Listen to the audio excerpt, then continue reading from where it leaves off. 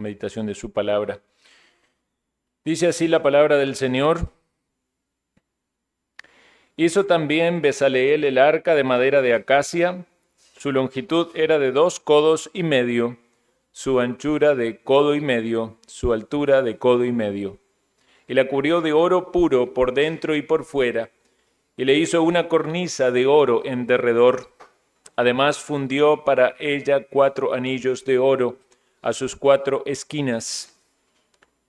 En un lado 2 anillos, y en el otro lado 2 anillos. Hizo también varas de madera de acacia y las cubrió de oro. Y metió las varas por los anillos a los lados del arca para llevar el arca. Hizo asimismo el propiciatorio de oro puro, su longitud de 2,5 codos, su anchura de 1,5 codos. Hizo también los 2 querubines de oro labrados a martillo en los 2 extremos del propiciatorio, un querubín a un extremo y otro querubín al otro extremo. De una pieza con el propiciatorio hizo los querubines a sus 2 extremos. Y los querubines extendían sus alas por encima, cubriendo con sus alas el propiciatorio, y sus rostros, el uno enfrente del otro, miraban hacia el propiciatorio. Hizo también la mesa de madera de acacia, su longitud de 2 codos, su anchura de 1 codo, y de 1,5 codos su altura, y la cubrió de oro puro, y le hizo una cornisa de oro alrededor. Le hizo también una moldura de 1 palmo menor de anchura alrededor, e hizo en derredor de la moldura una cornisa de oro. Le hizo asimismo de fundición 4 anillos de oro, y los puso a las 4 esquinas que correspondían a las 4 patas de ella. Debajo de la moldura estaban los anillos por los cuales se metían las varas para llevar la mesa. E hizo las varas de madera de acacia para llevar la mesa, y las cubrió de oro. También hizo los utensilios que habían de estar sobre la mesa, sus platos, sus cucharas, sus cubiertos, sus tazones con que se había de libar de oro fino. Hizo asimismo el candelero de oro puro labrado a martillo, su pie, su caña, sus copas, sus manzanas y sus flores eran de lo mismo. De sus lados salían 6 brazos, 3 brazos de un lado del candelero y otros 3 brazos del otro lado del candelero. En un brazo 3 copas en forma de flor de almendro, una manzana, una flor, y en otro brazo 3 copas de figura de flor de almendro, una manzana y una flor, así en los 6 brazos que salían del candelero. Y en la caña del candelero había 4 copas en figura de flor de almendro, sus manzanas y sus flores, y una manzana debajo de 2 brazos del mismo, y una manzana debajo de otros 2 brazos del mismo, y otra manzana debajo de los otros 2 brazos del mismo, conforme a los 6 brazos que salían de él. Sus manzanas y sus brazos eran de lo mismo, todo era una pieza labrada a martillo de oro puro. Hizo asimismo sus 7 lamparillas, sus despabiladeras y sus platillos de oro puro. De 1 talento de oro puro lo hizo, con todos sus utensilios. Hizo también el altar del incienso de madera de acacia, de 1 codo su longitud, de otro codo su anchura, era cuadrado, y su altura de 2 codos, y sus cuernos de la misma pieza. Y lo cubrió de oro puro, su cubierta y sus paredes alrededor y sus cuernos, y le hizo una cornisa de oro alrededor. Le hizo también 2 anillos de oro debajo de la cornisa, en las 2 esquinas a los 2 lados, para meter por ellos las varas con que había de ser conducido. E hizo las varas de madera de acacia y las cubrió de oro. Hizo asimismo el aceite santo de la unción y el incienso puro, aromático, según el arte del perfumador. Vamos a orar. Señor Dios, gracias por tu santa palabra. Gracias te damos, Señor, porque en ella podemos conocer tu voluntad. Todas estos detalles tan específicos que vemos en este mobiliario del tabernáculo, diseñados por ti, oh Dios, colocados allí con un propósito. Queremos, Señor, pedirte que nos ayudes una vez más al meditar en tu santa palabra, que tu Santo Espíritu obre en nuestras vidas, nos recuerde las verdades que necesitamos recordar, afirmar, comprender, para que podamos vivir delante de tu presencia en este nuevo año que inicia, que podamos empezar y finalizar este año en comunión contigo. Lo pedimos en los méritos de Cristo Jesús. Amén. Tomen asiento, hermanos y amigos. El título de este sermón es Viviendo en la presencia de Dios. Cuando el hombre cayó en el huerto del Edén, como consecuencia de sus pecados fue que fueron removidos de ese lugar, que era claramente el lugar de la presencia de Dios. Y aunque vemos la misericordia de Dios revelándose de manera especial en algunos hombres, acercándose Dios para tratar con ellos y mostrándoles su gracia a lo largo del libro de Génesis, sin embargo, este tema de la presencia de Dios no se desarrolla tan abundantemente como lo hemos visto en el libro de Éxodo. La presencia de Dios es uno de los temas centrales de este libro. Y la vemos de varias maneras, como un cuadro de la redención de Dios, porque es Dios el que desciende para librarlos de la esclavitud. Al inicio del libro de Éxodo vemos eso, que Dios desciende para llamar a Moisés y para liberar a su pueblo. Es también una manifestación de su santidad, de su poder y su gloria. Lo vemos más adelante en el Sinaí, cuando la presencia de Dios está manifestada en el fuego, en la nube, en el trueno, en el terremoto, en Éxodo 19. Es también una señal de la relación de pacto que Dios tiene con su pueblo. Recuerden que Dios dice, yo seré vuestro Dios y vosotros seréis mi pueblo. Es una relación pactual.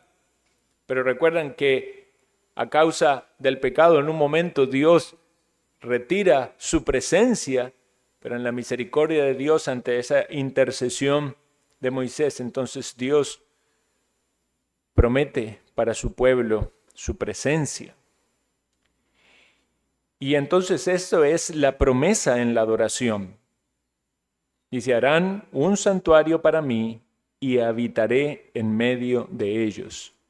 El propósito de Dios con ese santuario, con ese tabernáculo, es que el pueblo le adorara conforme a lo que Dios había determinado por medio de ese sistema sacrificial, pero que estuviera en la presencia de Dios, que la presencia de Dios estuviera con su pueblo.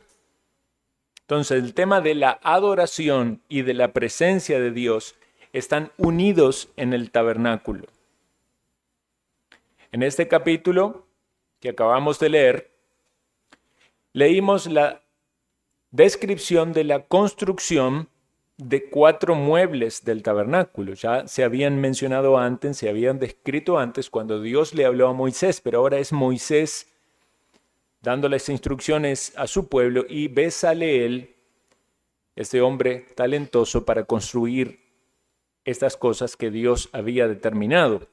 Entonces estos 4 muebles son el arca, el candelabro o menorá, la mesa de los panes de la proposición, los panes sagrados y el altar del incienso. Si ustedes recuerdan la disposición del tabernáculo, tenía 2 sectores, el lugar santo, que era el primer lugar a donde entraba el sacerdote. Allí estaban estos 3 muebles, estaba la mesa de los panes de la proposición, estaba el candelabro y estaba el altar del incienso.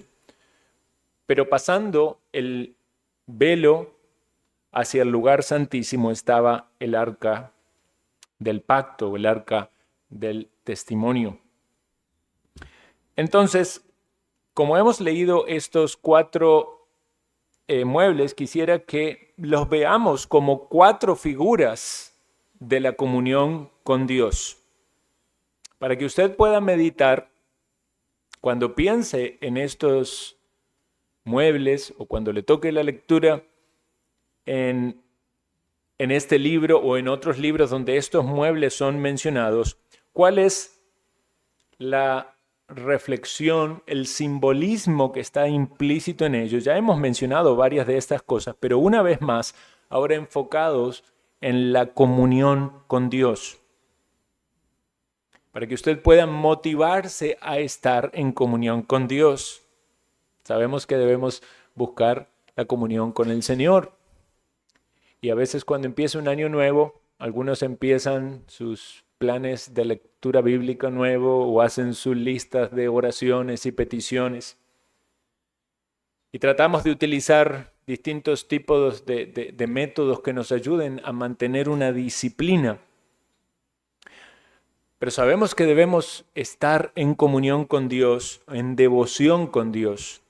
Y entonces la misma palabra de Dios tiene que soplar en nosotros ese aire, ¿verdad?, que nos motive y renueve nuestro entusiasmo para buscar a Dios y la comunión con Él. El arca, la mesa, el candelero y el altar del incienso. Vamos a meditar en cada uno de estos. Empezamos con el arca del pacto. Estamos en el lugar santísimo donde está el arca. La comunión está fundada en el pacto y en la expiación. O dicho de una manera más sencilla, la comunión con Dios está fundada o basada en el sacrificio de Cristo. Vemos esta descripción de este mueble desde el versículo 1 hasta el versículo 9. El arca del testimonio o arca del pacto. Arca del testimonio porque contenía el testimonio, la ley de Dios. Recuerdan que Moisés descendió del monte Sinaí con las 2 tablas llamadas tablas del testimonio en su mano. Y también es llamada arca del pacto porque representa la relación de pacto de Dios con su pueblo. Estaba construida de madera de acacia y revestida de oro puro. Esto nos habla de la madera, de un material común, duradero, pero un material común, y el oro de un material especial. Muchos hablan del oro como representación de la gloria, de la pureza, de lo divino. En el caso de la madera, como aquello que representa lo humano, vemos esto en Jesucristo, es el verbo de Dios humanado, encarnado. Tenemos al Dios hombre que vino a salvarnos. Cuando pensamos en las dimensiones de este mueble, están allí definidas, precisadas, hay orden, hay perfección, hay suficiencia. Es el diseño divino. Dios fue el arquitecto de estas cosas. Dios también es el arquitecto de nuestra salvación. Vemos que tenía anillos y varas.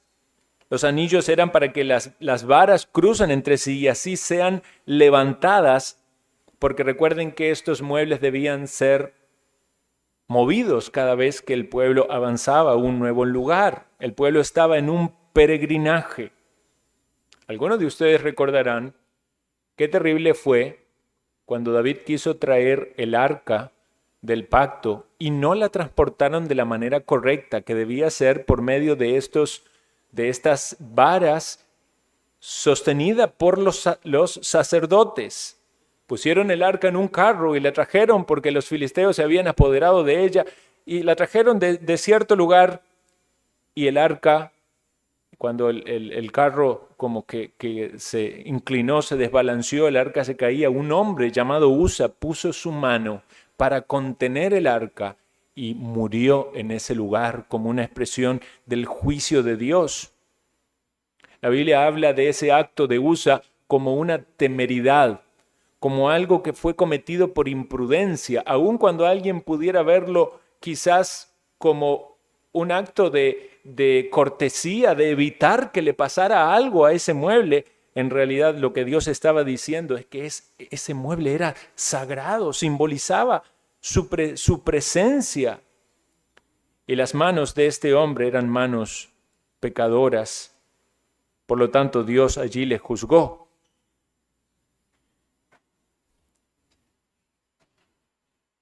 El arca también era una manifestación de la compañía de Dios, que Dios iba con su pueblo. La presencia de Dios iba con su pueblo en el arca, pero también el pueblo llevaba la presencia de Dios al transportar el arca. Fue terrible para Israel cuando perdieron el arca, porque la presencia de Dios se alejaba de ellos. Ese era el simbolismo, la idea detrás de la representación del arca. Podemos pensar que Dios también va con nosotros en nuestro peregrinaje. Su compañía está con nosotros, pero no debemos confundir también su cercanía con una manera imprudente de acercarnos a Él o relacionarnos con Él sin temor. Él es santo, debemos cuidar de las cosas sagradas. El culto a Dios es sagrado. La cena del Señor es sagrada, debemos acercarnos con temor y con reverencia. La parte superior de este mueble, de esta arca, tenía una tapa llamada propiciatorio. Esta tapa estaba sobre las tablas de la ley y era el lugar donde se colocaba la sangre derramada de los sacrificios para la expiación del pecado. Entonces podemos pensar en la ley como aquello que muestra el pecado, marca el pecado, de algún modo está condenando, pero la ley que cubre los pecados, la sangre que cubre los pecados sobre el propiciatorio. La justicia de Dios es satisfecha. No es que la justicia es anulada, sino que es satisfecha por medio del derramamiento de la sangre. Entonces, Cristo es la propiciación por nuestros pecados. En Cristo, la ira de Dios fue derramada en la cruz del Calvario y por su justicia fue propicio para nosotros, los pecadores. Por eso podemos ser aceptados. Dice la Escritura en 1 de Juan 4:10, en esto consiste el amor, no en que nosotros hayamos amado a Dios, sino en que Él nos amó a nosotros y envió a su Hijo en propiciación por nuestros pecados. Es decir, que necesitamos la sangre derramada del sacrificio de Cristo en nuestra salvación. Todo lo que vemos en el arca apunta a ese sacrificio para el perdón de nuestros pecados. Este propiciatorio construido de una sola pieza tenía 2 ángeles, 2 querubines que miraban explícitamente hacia el lugar donde la sangre era colocada. Los querubines siempre fueron guardianes de la santidad de Dios, en la presencia de Dios. Tiene que ver con este lugar tan especial donde la gloria de Dios es manifestada. En resumen, Dios es absolutamente santo. El hombre es culpable bajo la ley. Hemos pecado, hemos quebrantado los mandamientos del Señor. Y el acceso a Dios es imposible a menos que haya sangre derramada. En el antiguo pacto era la sangre derramada de estos corderos, animales que eran sacrificados para la expiación de los pecados, pero cubrían los pecados hasta que venía el Cordero de Dios, Jesucristo, el Hijo de Dios, que fue a la cruz, que fue al Calvario, que cargó nuestros pecados, murió en la cruz, y por su sangre nosotros podemos ser justificados.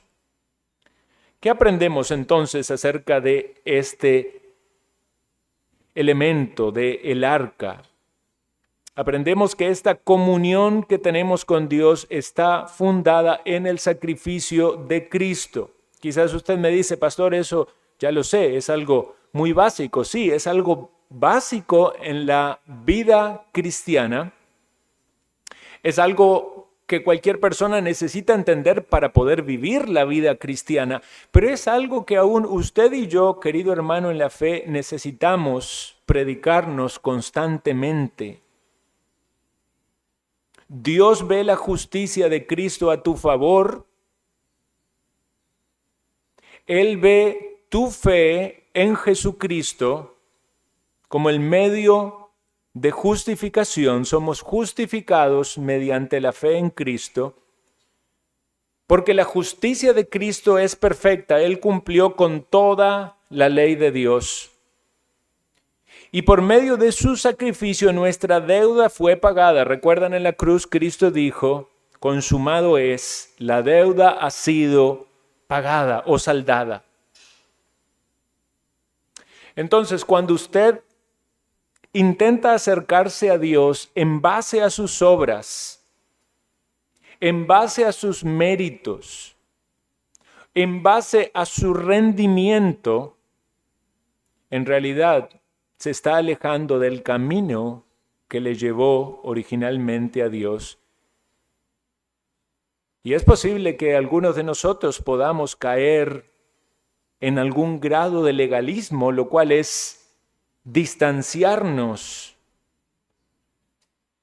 de Cristo, de su sangre derramada, de su propiciación. Piense esto, hermano, si usted enfatiza mucho en su rendimiento, en su virtud, en su proceder, puede ser que al ver sus propias fallas o debilidades, entonces no quiera acercarse a Dios.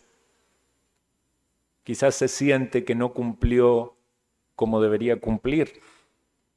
Esto es algo capcioso, tramposo.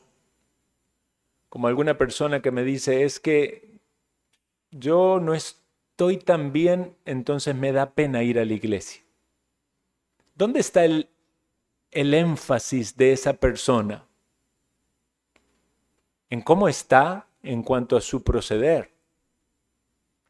Entonces, como se da cuenta que no está tan bien, no está quizás siendo obediente o está siendo derrotado, no quiere acercarse a Dios. Está esperando corregir las cosas que tenga que corregir para acercarse a Dios. ¿Saben lo que es eso? Eso es legalismo. Es poner el énfasis en la virtud personal en lugar de ponerla en los méritos de Cristo. Eso no es fe. La fe te conecta con Dios por medio de sus méritos, no de los tuyos. La fe te lleva a una sinceridad en tu relación con Dios que da como fruto la confesión y el arrepentimiento, no la autojusticia. No midas tu acceso a Dios por tu obediencia. Mídelo por la obediencia de Cristo. Él obedeció de manera perfecta. Recuerda para esto la historia de la oración del fariseo y del publicano. El fariseo oraba cegado por sus propias obras o su propia justicia, pensando en todo lo bueno que él hacía. No podía ver sus pecados, no podía arrepentirse y se medía comparándose con los demás para exaltar su propia virtud. Pero ¿qué decía el publicano? Golpeando su pecho, sé propicio a mí, que soy pecador.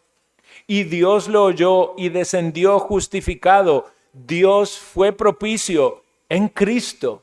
Cristo pagó por él. Cristo le redimió. Cristo pagó por ti si tú eres de la fe en él. No dejes que nada te aparte de tu caminar por fe. Sí, es cierto. Hay debilidades en la vida del creyente. Puede ser que haya muchas cosas que crecer, que cambiar, que madurar. Pero si te centras mucho en tu proceder y en tu accionar y quieres relacionarte con Dios en base a tus obras, te estás apartando de la fe.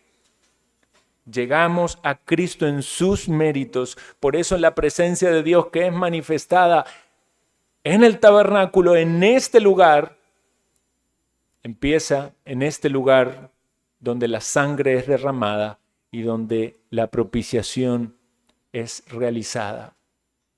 ¿Quiere usted andar en la presencia de Dios en este año y vivir en comunión con Dios en este año? Llegue siempre en los méritos de Cristo.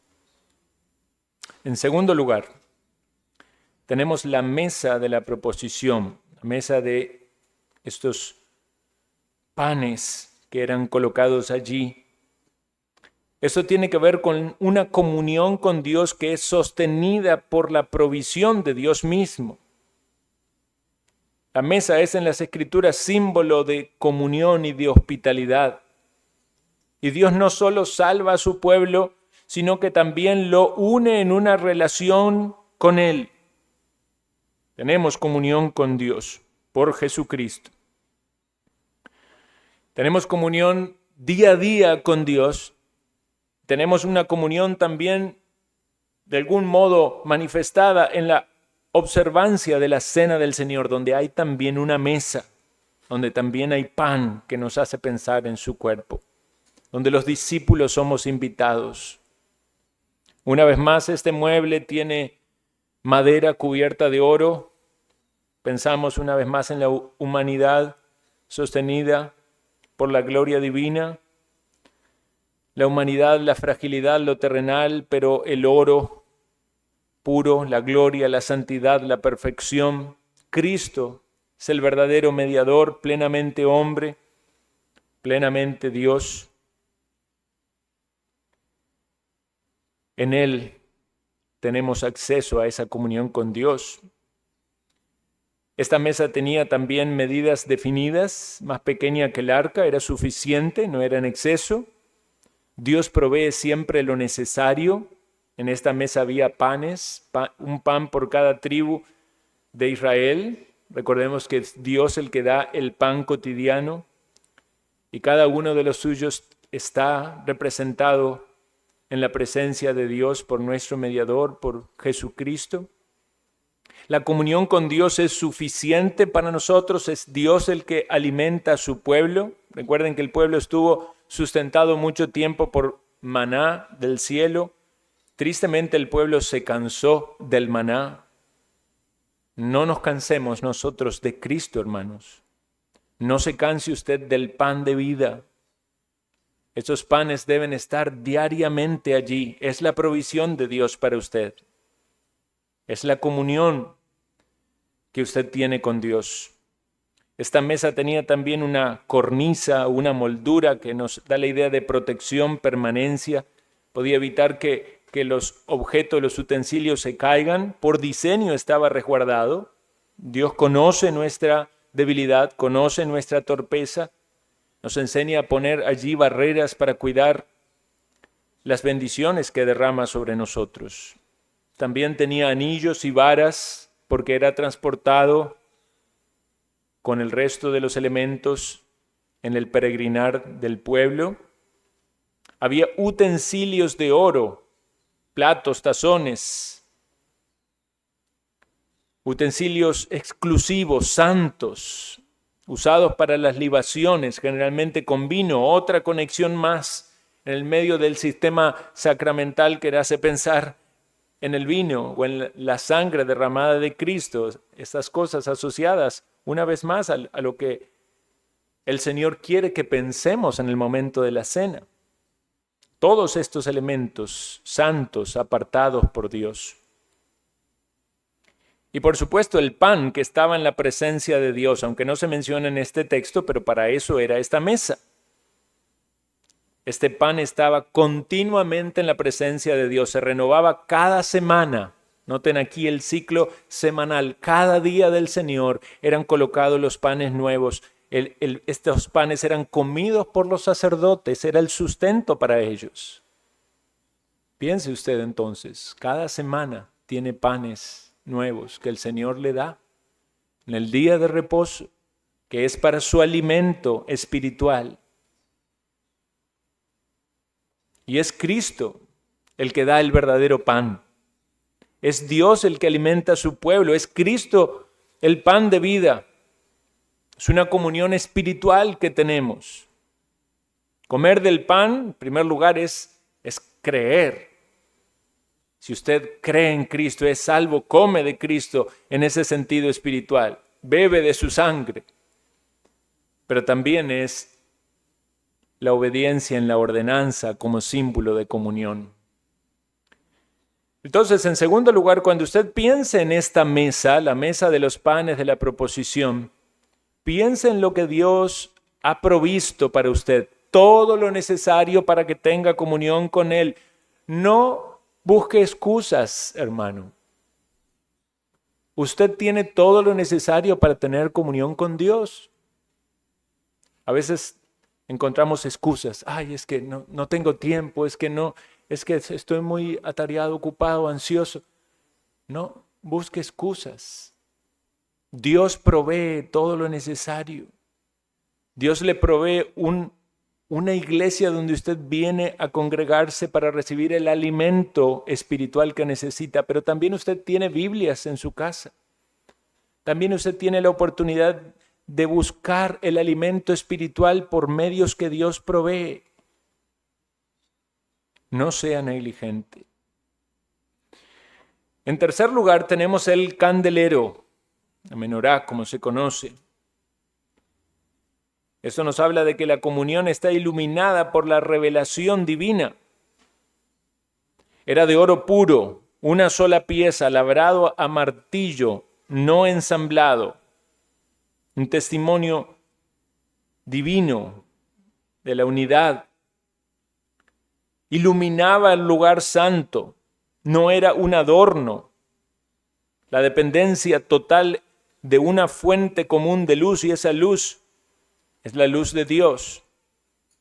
Tenemos las Escrituras que alumbran con la revelación de Dios nuestras vidas. Dios se revela como luz y esa luz permite ver nuestro camino, como memorizábamos. Lámpara es a mis pies tu palabra, lumbrera mi camino. Dice Proverbios 6:23, porque el mandamiento es lámpara y la enseñanza luz y camino de vida las reprensiones que te instruyen. Sin esta luz, el sacerdote no podía ministrar, pero sin luz de revelación de Dios en nuestra vida tampoco podemos adorar. Toda adoración verdadera depende de la revelación de Dios, no se trata de la capacidad humana.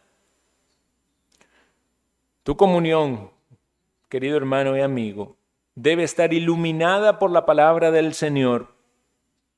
Debe ser en el Espíritu y en la verdad. Si es en la verdad, debemos trazar bien la palabra de Dios, comprenderla, entenderla, para que nos acerquemos de manera correcta, no en base a nuestras emociones, ideas o conceptos, sino conforme a lo que Dios dice en su palabra.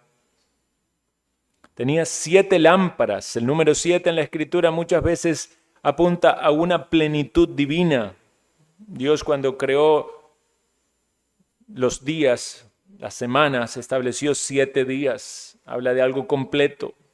Las iglesias del Apocalipsis son 7 iglesias. El número 7 tiene que ver con esa plenitud, perfección. La luz de Dios es completa, es suficiente. Por eso es la importancia de la palabra de Dios en nuestro culto cuando le adoramos, porque este es el tiempo central donde la palabra alumbra nuestra mente, nuestro corazón. Y eso nos hace aptos, nos capacita para todo servicio, para vivir la vida cristiana. Otra característica de este candelabro es que tenía un diseño de flores, de manzanas, de flores de almendro. Todo relacionado con el fruto, con el crecimiento. Esas dos cosas son necesarias. No hay crecimiento si no hay luz. No hay fruto si no hay luz.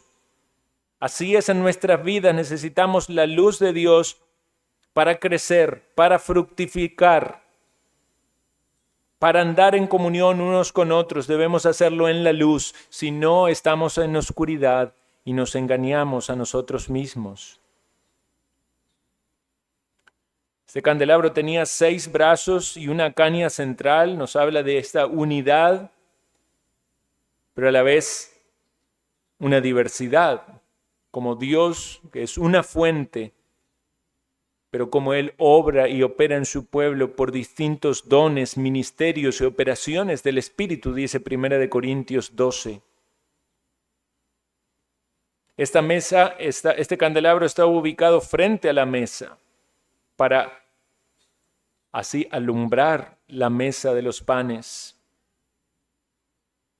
Se necesita esa luz verdadera para poder recibir ese alimento espiritual.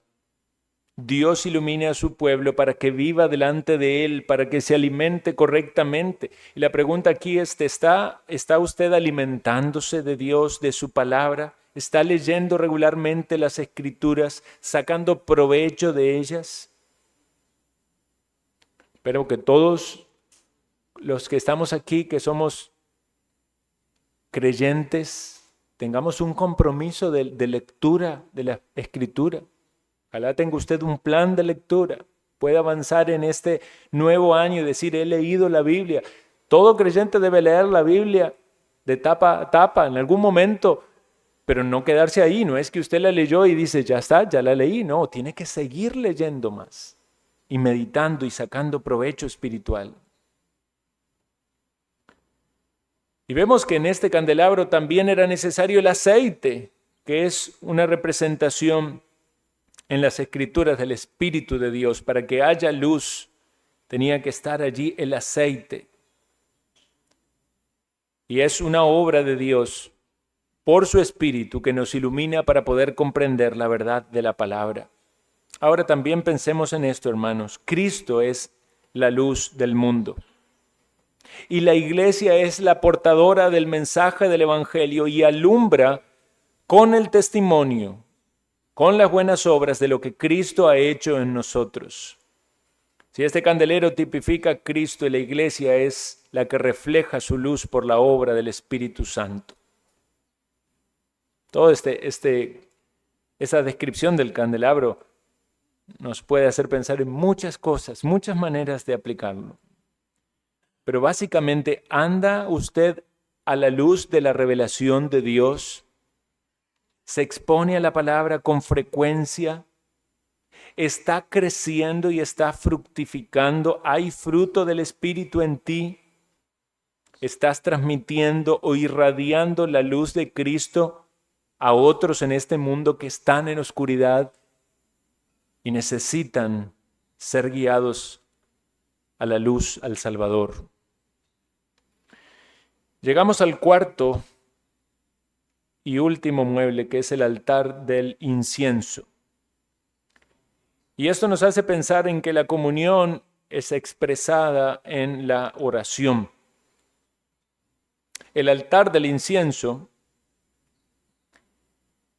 era donde el incienso se colocaba 2 veces al día, también un incienso aromático que servía para perfumar, también una manera en un ambiente donde había sacrificios, ¿verdad? Y carne y sangre, de cambiar ese aroma a algo especial, porque eran aceites, inciensos especiales diseñados para generar una atmósfera especial. Pero a lo largo de las Escrituras esto tiene que ver con la oración del pueblo de Dios, así como el humo del incienso subía. Recuerdan que en la parte superior del tabernáculo estaban los querubines diseñados en esas cortinas de lino fino. Nos hace pensar en ese incienso subiendo hacia la presencia del Señor. Así son las oraciones del pueblo de Dios. En las Escrituras se habla mucho de esto, de oraciones que suben a la presencia de Dios. En Apocalipsis habla de las copas de oro llenas de incienso, que son las oraciones de los santos. Eso tiene que ser un estímulo para orar. También madera recubierta de oro, también una forma de dimensiones que demuestran estabilidad y perfección. También diseñado en una sola pieza, esos cuernos que tienen que ver con poder y eficacia. Una oración que es eficaz, que es en el poder de Dios. También hay una preservación divina en esa cornisa de oro que tiene que ver con esa protección. También los anillos y las varas, se repiten muchas características que tienen que ver con todos los muebles, con el peregrinaje. Pero finalmente allí el incienso puro y exclusivo tenía que ser ese, tal como había sido diseñado. Una fórmula específica que no podía usarse para otro fin. Recuerdan que hace tiempo vimos eso, que si alguien utilizaba ese incienso para otro propósito, tal persona debía ser cortada del pueblo. Dios establece cómo debe ser adorado y es algo específico. Solamente así podemos acercarnos a Dios. Este aceite también de la unción tenía que ver con una consagración divina. Era el aceite que separaba a las personas y a los objetos para un uso exclusivo. Hermanos, nosotros tenemos la unción del Santo, dice la Escritura. Y tenemos el conocimiento de muchas cosas por la revelación divina. Somos los sacerdotes, somos los llamados por Dios para ofrecer sacrificios espirituales. ¿Y qué es lo que hacemos cada vez que venimos aquí por nuestros cánticos, oraciones, ofrendas, por la predicación y la escucha de su palabra?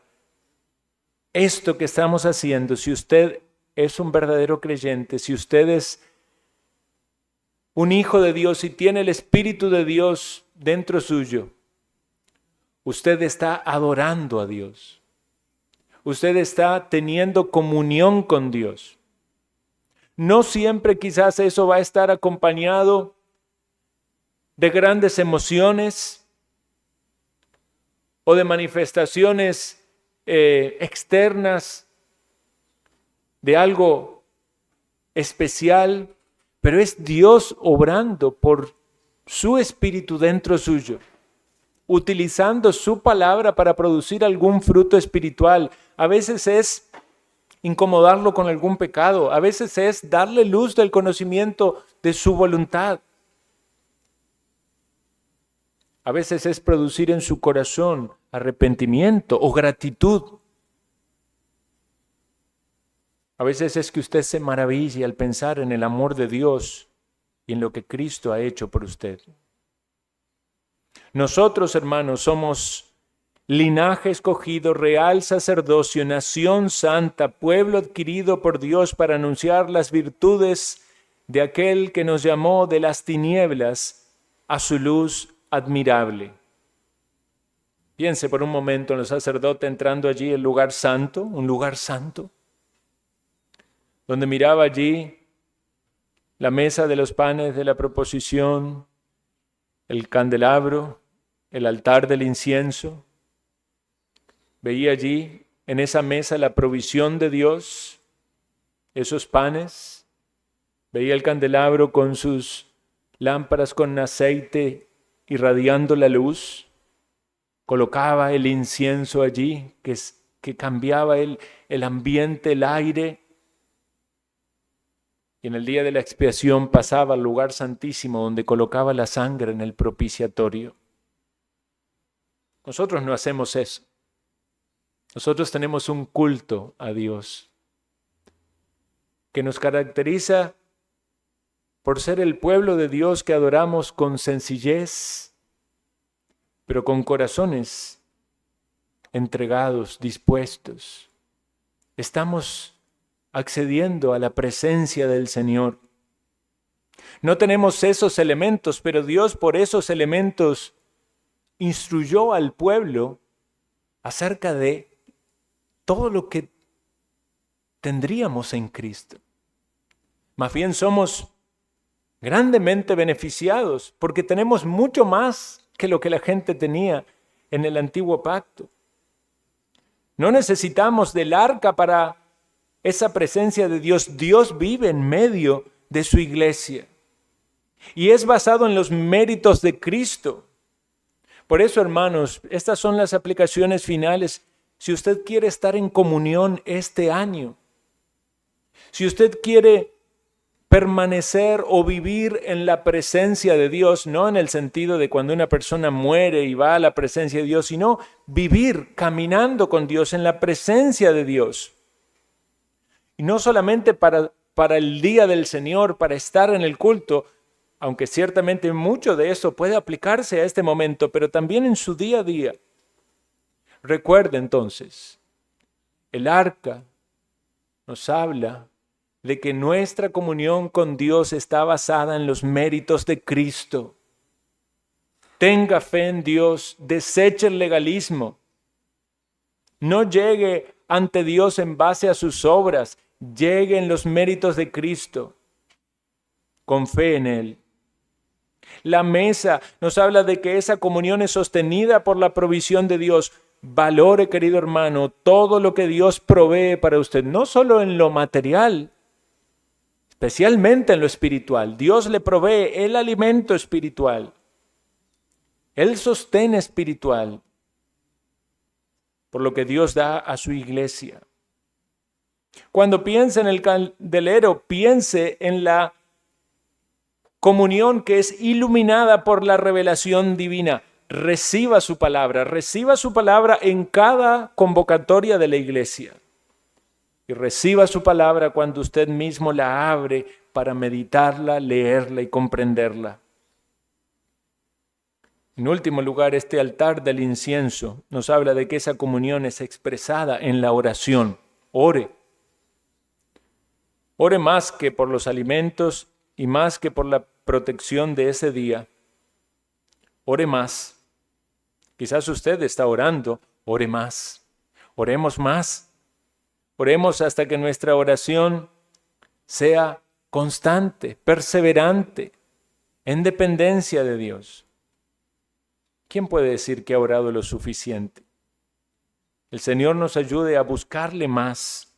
Que todos estos elementos del tabernáculo, como vemos, nos enseñan que Dios se relaciona con su pueblo y que su pueblo vive delante de Él. Cantábamos al iniciar este nuevo himno que enseñó el hermano, dice, un año más. El coro dice, quiero servir a mi Jesús, quiero esparcir doquier su luz, quiero anunciar su amor y su cruz, quiero servir a mi Cristo. Para poder hacer esto, mis hermanos, necesitamos estar en comunión con Dios. Si tenemos comunión con Dios, la sangre de Jesucristo nos limpia de todo pecado y tenemos comunión los unos con los otros. Que no se pase este año, día tras día, cuando usted, su relación con el Señor se ve debilitada, enfriada. Piensa en esto. Usted es un sacerdote. Debe entrar en el lugar santo. Debe colocar esos panes, debe poner el incienso, debe encender ese candelabro. Cristo ya fue sacrificado, la sangre ya fue derramada, el velo fue rasgado. Ofrezcamos al Señor sacrificios espirituales, empezando nuestra propia vida por estar en comunión con Él. Oremos.